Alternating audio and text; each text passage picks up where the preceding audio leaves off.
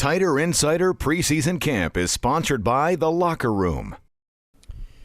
Welcome again, everyone, to our WVUA-TV Tighter Insider Fall Camp Practice Update, sponsored by The Locker Room, home of the original elephant wear, located on the University Strip. The Locker Room, a Tuscaloosa tradition since 1964. This is our update for Monday, August the 12th. Alabama, 2 practices, one this morning, one this evening. The practice this morning in full pads, Rodney. They were back out in shells this evening. And let's start out by talking about the offensive line, because Coach Saban not particularly pleased with how they performed in Saturday's scrimmage, and they were tweaking a little bit today, trying some guys at some different positions. Yeah, you know, again, they do these things occasionally, so you certainly don't want to try to read too much into that. But Austin Shepard, who had been at left guard, in the group drills early on, was it right tackle, and they flipped Ari Kwanjo, who had been at left guard, over to right tackle. Just, again, you know, we don't even know if they continued that way throughout the entire practice, but certainly looking at little different combinations, but they do that on occasion.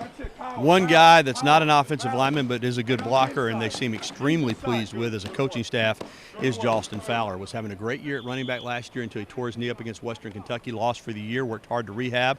Now they're working him some at H-back, a little bit at tight end. They can move him into the backfield, a versatile guy that can block, run, and catch the football. He's having a great fall camp so far. Yeah, he really is, Gary. In the scrimmage the other day, had 3 checkdowns that he turned into 38 yards in terms of reception. So, again, he gives you a valuable weapon because he can do so many different things. He is a load as a runner. He is a tremendous blocker, is a lead blocker from the fullback position. We saw what he could do. He gave Alabama the ability to line up in the I formation, something we hadn't seen in a while, and be that lead blocker in the red zone, which certainly helps out. And then he can also move to H-back, which that's where he's been playing mostly here this in fall camp.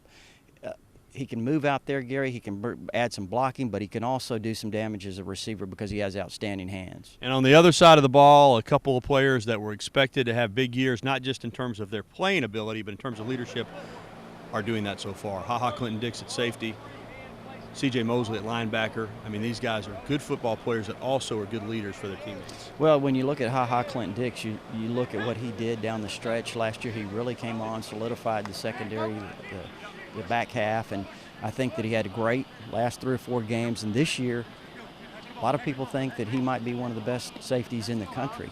So when you're looking at C.J. Mosley, there's no question about what he is. He's certainly one of the top linebackers in the country. Alabama, really huge that he's come back because he gives you that leadership, he gives you that experience, Gary, but he also gives you the ability, that athleticism against the pass. He can do it all. The players are hot and tired. One good piece of news: later in the week, it's supposed to really cool down, and that'll be a welcome change in the weather for the football players. That's our update for Monday, August the 12th, brought to you by The Locker Room. For Rodney Orr, I'm Gary Harris. We'll talk to you next time. Alabama practices tomorrow afternoon, and then twice again on Wednesday. Tighter Insider Preseason Camp is sponsored by The Locker Room.